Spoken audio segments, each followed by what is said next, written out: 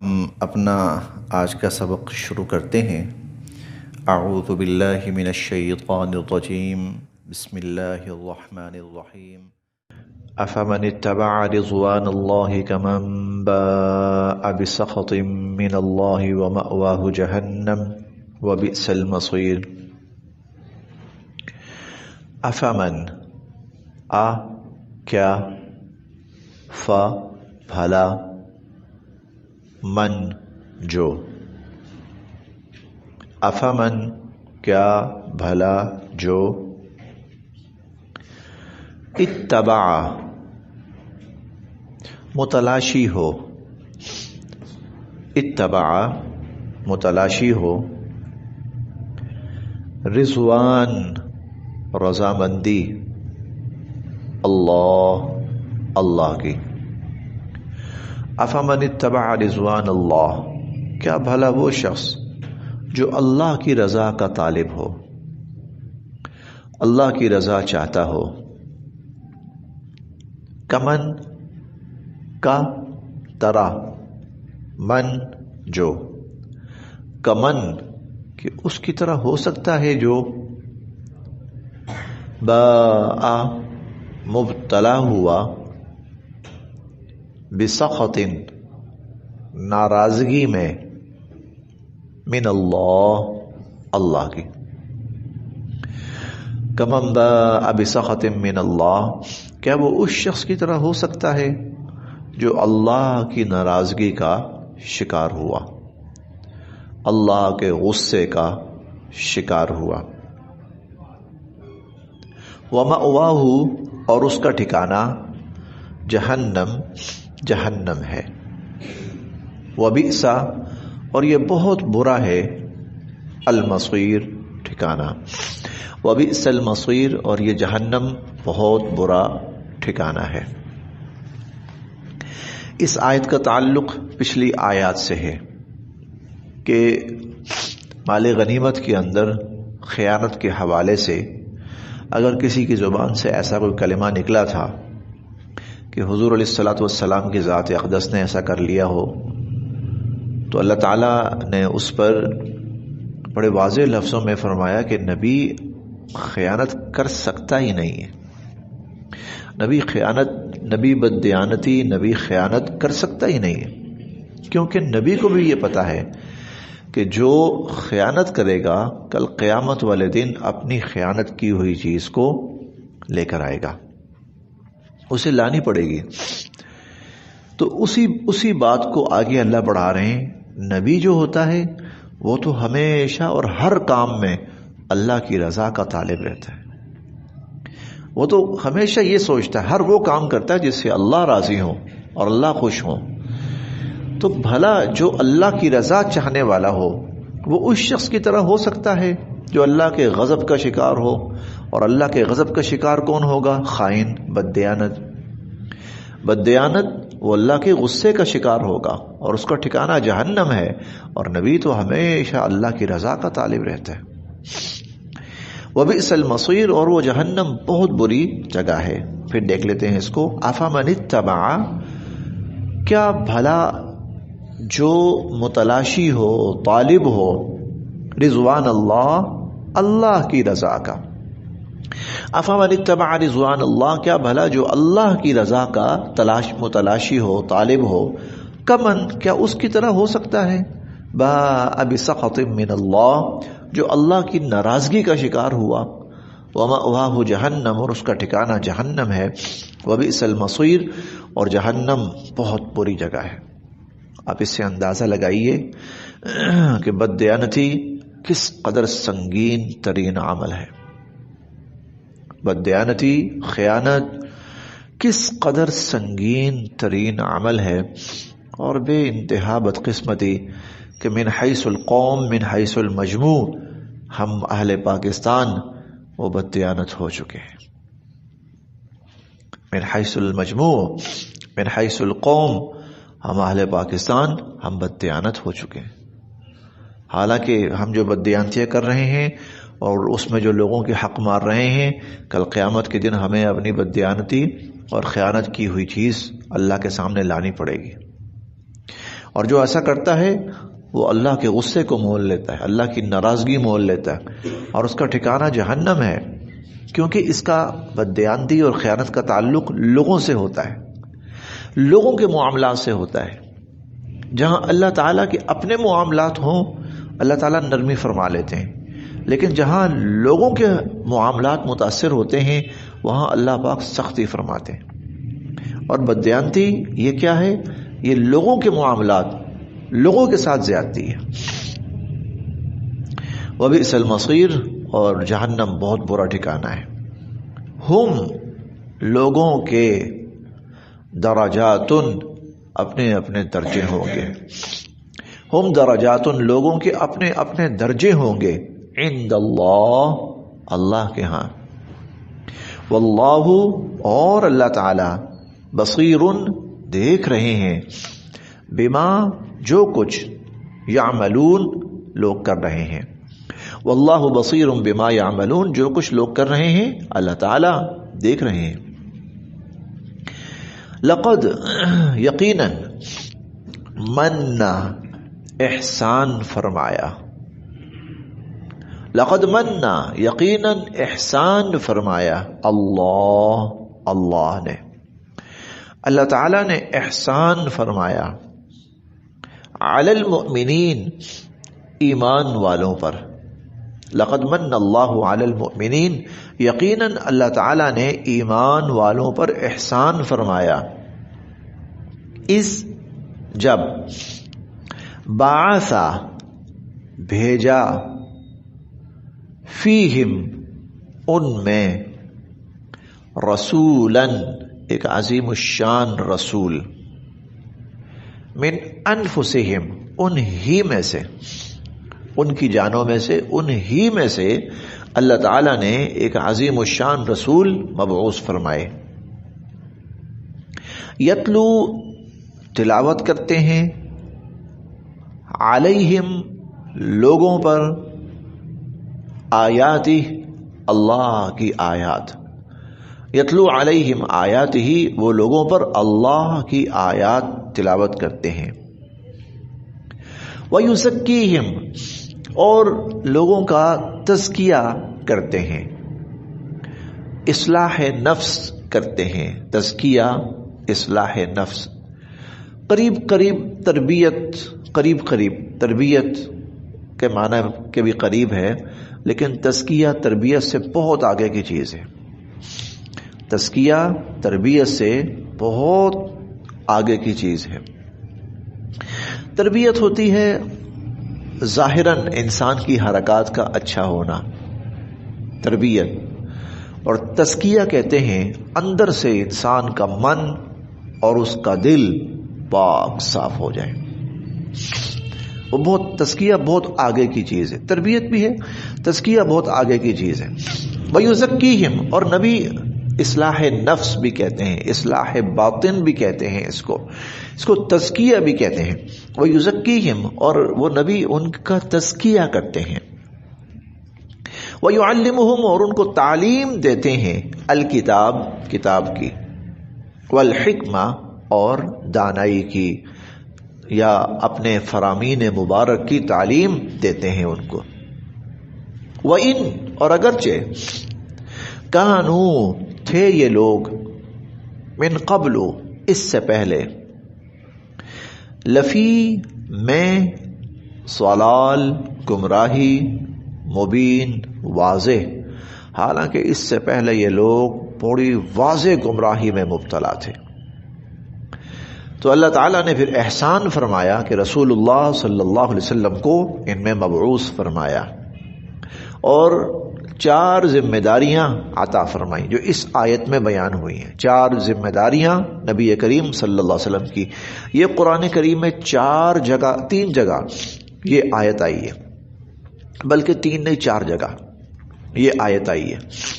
ایک ہم پہلے پارے میں پڑھ کے آئے حضرت ابراہیم علیہ السلام کی دعا میں، ایک ہم دوسرے پارے میں پڑھ کے آئے، دوسرے پارے کے دوسرے ہی رکوع کے اندر، اور ایک ہم یہاں پر پڑھ رہے ہیں، اور ایک ہم سورہ الجمعہ کے اندر پھر پڑھیں گے انشاءاللہ العزیز، 4 جگہ پر۔ کہ 4 ذمہ داریاں نبی صلی اللہ علیہ وسلم کی. اب احسان جتلایا ہے نا، تو وہ اس احسان کو اللہ تعالیٰ اس شکل میں بیان فرما رہے ہیں کہ یہ 4 کام کریں گے. اب یہ 4 کام قرآن پاک کی تلاوت کا مطلب ہے عام طور پر قرآن پاک کا پڑھنا، جس کے اندر معنی اور مفہوم مراد نہیں. یہاں پر تلاوت کے اندر معنی اور مفہوم مراد نہیں ہوتا. قرآن کریم کو ہم باقی کتابوں پر قیاس نہیں کر سکتے. قرآن کریم کو ہم باقی کتابوں پر قیاس نہیں کر سکتے. قرآن کریم باقی کتابوں سے مختلف ہے، کمپیئر نہیں کر سکتے ہم باقی کتابوں کے ساتھ. باقی جو بھی چیز ہے اس کا سمجھنا اصل مقصد ہے. اس کا سمجھنا اصل مقصد ہے.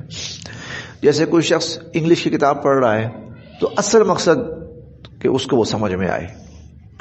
کوئی میتھ پڑھ رہا ہے تو اصل مقصد اس کو سمجھ میں آئے. قرآن کریم جو ہے ٹھیک ہے، قرآن کریم کا جو سب سے بڑا مقصد ہے وہ تو یہی ہے کہ سمجھ میں آئے تاکہ انسان اس پر عمل کرے. لیکن نہ سمجھ میں آ رہا ہو پھر بھی اس کا پڑھنا، یہ بھی قرآن کریم کے بڑے مقاصد میں سے ایک مقصد ہے. مثال کے طور پر دیکھیے، نماز کے اندر تلاوت رکھی گئی ہے. نماز کے اندر قرآن کریم کی تلاوت رکھی گئی ہے. ایک بندے کو نہیں پتا کہ اس کا مطلب کیا ہے، اس کی نماز ہو رہی ہے. حضور علیہ الصلوۃ والسلام نے جن آیات کی ہمیں تلقین فرمائی یا جن سورتوں کی تلقین فرمائی کہ یہ پڑھو اور روزانہ پڑھو، صبح و شام پڑھو، نمازوں کے ٹائم پہ پڑھو، دن کو پڑھو یا رات کو پڑھو یا ہر نماز کے بعد پڑھو، جن آیات کی یا جن سورتوں کی، ان میں اگر کسی کو اس کا مطلب نہیں بھی آتا تو حضور علیہ الصلوۃ والسلام کے فرمان کا جو مقصد اور فائدہ ہے اس کو حاصل ہو جائے گا. مثال کے طور پر سورہ واقعہ روزانہ پڑھو بھائی. اگر کسی کو ترجمہ نہیں بھی آتا تو پڑھنے کا جو فائدہ ہے وہ اس کو حاصل ہو جائے گا. یہاں پر مقصد کیا ہے؟ صرف تلاوت. مفہوم، تفسیر وہ مقصود نہیں. ہر نماز کے بعد آیت الکرسی پڑھو. اگر کسی شخص کو اس کا ترجمہ نہیں بھی آتا اس کو سارے وہ فائدے حاصل ہوں گے جس کے لیے حضور علیہ الصلوۃ والسلام آیت الکرسی پڑھانا چاہ رہے ہیں. میں چاہتا ہوں کہ سورہ یاسین روزانہ پڑھی جائے. یہ حضور علیہ الصلوۃ والسلام کا فرمان ہے. جو پڑھے گا اللہ پاک اس کو یہ فضائل عطا فرمائیں گے. اگر کسی کو ترجمہ نہیں بھی آتا، اس کو نہیں پتا کہ اس کا مطلب کیا ہے، اس کو وہ فائدے حاصل ہو جائیں گے. یہ بھی مقصد ہے، یہ بھی مقصد ہے. یہ نہیں کہا جا سکتا کہ یہ اس طرح پڑھنے کا فائدہ کیا ہے. اگر کوئی اس کو زبانی یاد کرتا، حفظ کرتا ہے، یہ بھی قرآن کریم کا ایک مقصد ہے. اس کی وجہ کیا ہے؟ اس کی وجہ یہ ہے، دیکھیے یہ ہمارے سامنے جو یہ ہے نا، یہ ہے قرآن کریم کا متن. اسے ٹیکسٹ، جس کو ہم ٹیکسٹ کہتے ہیں، متن. اس متن کا موجود رہنا ضروری ہے. جب تک یہ متن موجود ہے قرآن موجود ہے. ترجمہ قرآن نہیں ہے، تفسیر قرآن نہیں ہے، قرآن متن ہے. اس متن کا محفوظ رہنا یہ سب سے پہلی اس کی ضرورت ہے. ورنہ تورات آج دنیا میں موجود ہے، انجیل موجود ہے، زبور موجود ہے، لیکن اس کا متن ٹیکسٹ ختم. اب وہ کیا چیز ہے؟ پتہ نہیں کیا چیز ہے. جب تک یہ ٹیکسٹ باقی ہے نا، یہ متن باقی ہے، قرآن باقی ہے. چنانچہ اللہ تعالیٰ نے ترغیب دی کہ اس کو پڑھو، نمازوں میں پڑھو. ترغیب دی کہ اس کو زبانی یاد کرو. یہ حفظ جو ہے نا، یہ اس متن کو باقی رکھنے کے لیے. ورنہ ممکن ہے کہ دنیا میں ایسی قوتیں غالب آ جائیں کہ جو اس کا جو متن ہے وہ دنیا سے مٹا دیں. جیسے ملکہ برطانیہ نے کرنے کی کوشش کی تھی جب انگریز آیا ہندوستان میں. اس نے کہا جہاں نسخے ملیں سارے جلا دو، ہندوستان میں کہیں پر بھی قرآن نہیں رہنا چاہیے. تو اس کو پھر اس کے وزیروں نے سمجھایا کہ یہ تو ان کے بچے کو زبانی یاد ہے، تو وہ کیا کریں پھر. اور آپ دیکھ لیجئے ترکی کے اندر قرآن کریم پر پابندی رہی عرصہ دراز تک. قرآن کریم پر ترکی میں پابندی رہی عرصہ دراز تک، اور قرآن کریم رکھنے پر جرمانہ ہوتا تھا، وہاں پر سزائیں تھیں، سخت ترین سزائیں تھیں. اور اللہ نہ کرے کہ سعودی عرب کا بھی کہیں یہی حال نہ ہو جائے. جس طرح کے وہ حرکتیں اب کر رہے ہیں، اللہ پاک ان کے شر سے پوری امت کی حفاظت فرمائے اور ان مقامات مقدسہ کی حفاظت فرمائے. تو یہ تلاوت حضور علیہ الصلوۃ والسلام کی ذمہ داریوں میں شامل کی گئی. کہ نبی علیہ الصلوۃ والسلام کے فرائض میں سے، فرائض منصبی کہا جاتا ہے ان کو. آپ کا جو منصب ہے نا، اس منصب میں ایک ذمہ داری آپ کی یہ بھی ہے، تلاوت کریں آپ. اب اس کا مطلب سمجھ میں آتا ہے تو اس سے اچھی تو بات ہے ہی کوئی نہیں. اگر مطلب سمجھ نہیں بھی آتا تو تب بھی نفس تلاوت بھی اپنی جگہ فائدہ ہے، مفید ہے. لقد من اللہ، یقیناً اللہ نے احسان فرمایا علی المؤمنین، ایمان والوں پر، اذ بعث فیہم رسولا، جب اللہ تعالیٰ نے ایک عظیم الشان رسول ان میں مبعوث فرمائے، من انفسہم، ان کی جانوں میں سے ہی، یتلو علیہم آیاتہ، وہ ان پر اللہ کی آیات تلاوت کرتے ہیں. تو ایک مقصد، ویزکیہم، اور ان کا تزکیہ کرتے ہیں. انسان جب پیدا ہوتا ہے نا تو یہ بہت سی خامیاں لے کر پیدا ہوتا ہے. پیدائشی طور پر انسان کے اندر خامیاں ہیں، اور خامیاں کیا ہیں؟ بہت بڑی بڑی ہیں. جیسے انسان جھگڑالو ہے پیدائشی طور پر، انسان بزدل ہے تخلیقی طور پر، انسان کے اندر دنیا کا لالچ ہے، اس کے اندر حسد ہے، اس کے اندر کینہ ہے، اس کے اندر بغض ہے، اس کے اندر نفرت ہے. یہ سارے جذبات اس کے اندر ہیں پیدائشی طور پر. تخلیقی طور پر یہ ساری چیزیں، اچھی صلاحیتیں بھی ہیں، یہ چیزیں بھی ہیں. اگر یہ چیزیں اس انسان کے اندر رہ جائیں تو یہ دنیا بالکل تباہ و برباد ہو کر رہ جائے. انسان ہر وقت جھگڑے میں لگا رہے، ہر وقت اپنے کینے، حسد، بغض، نفرت کا اظہار، غصے کا اظہار کرتا رہے، ہر وقت وہ لالچ میں آ کر لوگوں کی چیزیں چھینتا رہے، ہر وقت وہ دنیا کی ہوس میں مبتلا رہے. تزکیہ کیا ہے؟ یہ خامیاں اس کے اندر سے نکالنا، اور ان خامیوں کی جگہ پر اس کے اندر خوبیاں پیدا کرنا، یہ تزکیہ ہے. وہ ظالم ہے، اس کو رحم دل بنانا. وہ جلد باز ہے، اس کو صبر کرنے والا بنانا. وہ دنیا کی محبت میں مر جانے والا ہے، اس کے اندر آخرت کی محبت اور فکر پیدا کرنا. بزدل ہے، اس کے اندر شجاعت پیدا کرنا. لالچی ہے، اس کے اندر ہمدردی پیدا کرنا. یہ تزکیہ ہے.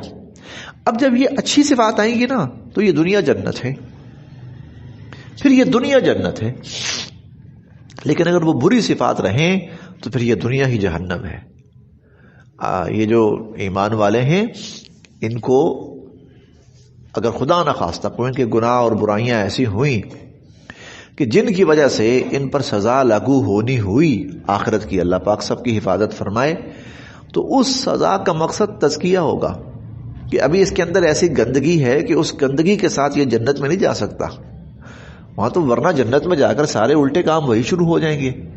تو اس کو اتنا پاک کیا جائے گا، اتنا پاک کیا جائے گا، اس کے اندر سے وہ ساری گندگی جلا دی جائے گی، ختم کر دی جائے گی، پھر اس کو جنت کے قابل بنا کر جنت میں بھیجا جائے گا.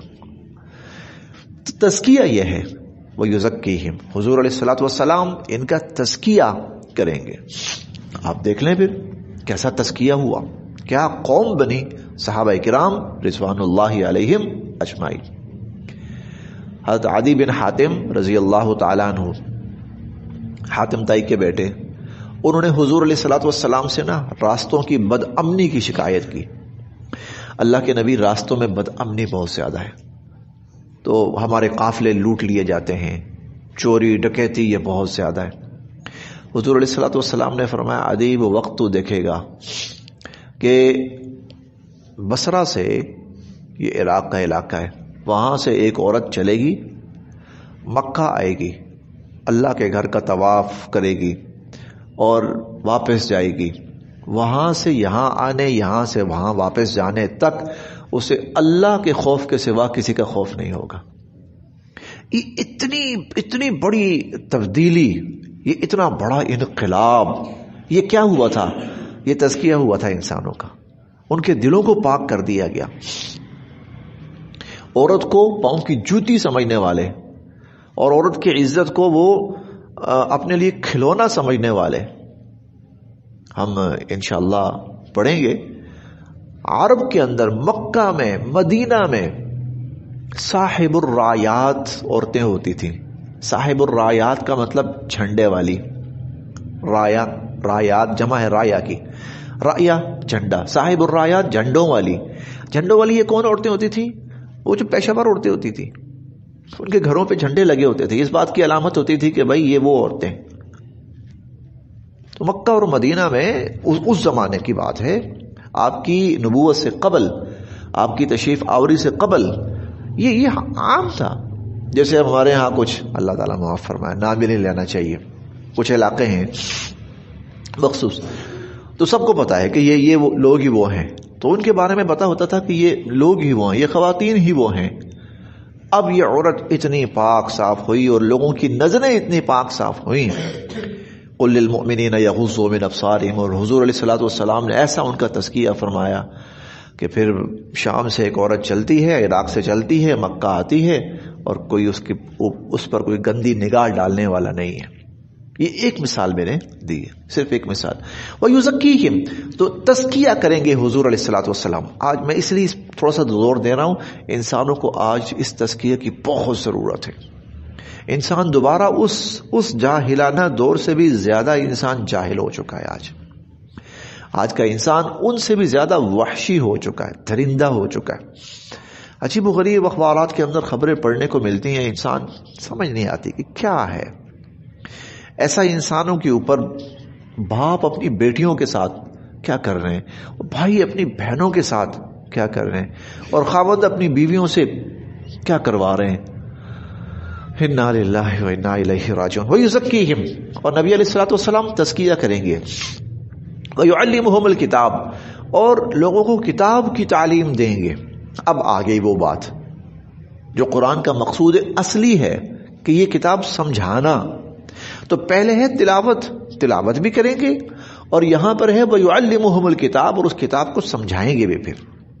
اور والحکمہ، اور دانائی، حکمت حضور علیہ الصلوۃ والسلام کے فرامین مبارکہ، احادیث مبارکہ، تو یہ کریں گے حضور علیہ الصلوۃ والسلام. وَإِن كَانُوا، اور اگرچہ تھے یہ لوگ من قبل، اس سے پہلے، لفی ضلال مبین، کھلی گمراہی میں. وَإِن كَانُوا مِن قَبْلُ لَفِي ضَلَالٍ مُبِينٍ، اگرچہ لوگ کھلی گمراہی میں تھے اس سے پہلے. اولما، کیا جب، اولما کیا جب، اصابت پہنچی، کم تمہیں، مصیبت مصیبت.